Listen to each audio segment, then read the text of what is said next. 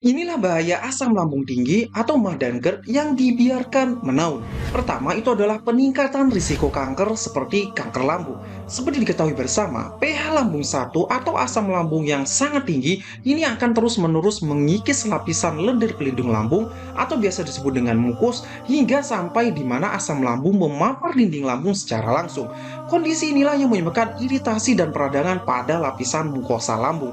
Dan ketika mukosa lambung terus-menerus terpapar asam lambung, hal ini dapat merusak sel-sel pada lambung sehingga meningkatkan risiko mutasi genetik yang memicu pertumbuhan sel abnormal kanker. Biasanya, kondisi kanker lambung ini diawali dengan MAH yang tidak sembuh-sembuh walaupun sudah minum obat dan sudah menjaga makan.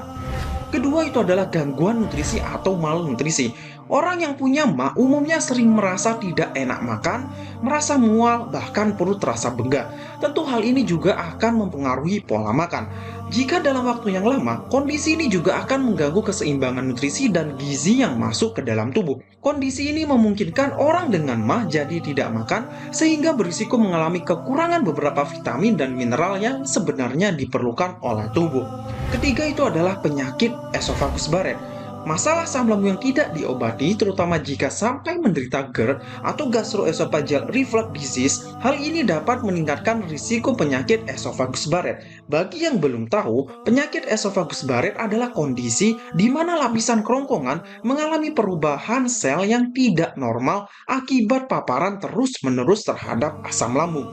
Dan penyakit esophagus Barrett ini meningkatkan risiko kanker kerongkongan atau kanker esofagus yang merupakan penyakit ganas.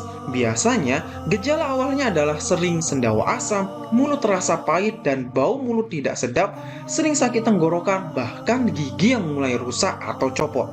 Yang keempat itu adalah meningkatkan risiko penyakit jantung. Ketika asam lambung sering tinggi dan naik ke saluran cerna atas, tepatnya di esofagus, hal ini dapat menyebabkan iritasi dan peradangan pada pembuluh darah sekitar esofagus.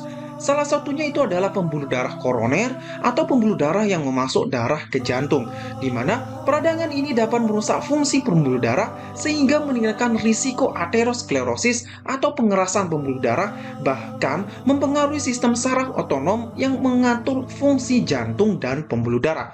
Kemudian hal ini dapat menyebabkan peningkatan denyut jantung maupun tekanan darah yang dapat meningkatkan beban kerja jantung dan risiko gangguan jantung.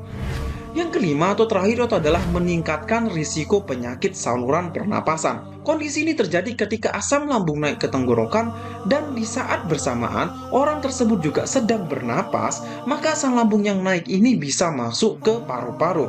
Dalam medis kondisi ini dikenal dengan aspirasi asam lambung, di mana aspirasi asam lambung ini dapat merusak jaringan-jaringan yang ada di paru-paru, memicu peradangan, dan meningkatkan sensitivitas saluran pencernaan. Dengan kata lain, asam lambung yang masuk ke paru-paru ini merusak sistem pernapasan orang tersebut yang bisa menyebabkan penyakit seperti asma, pneumonia, dan bronkitis, bahkan kanker paru-paru.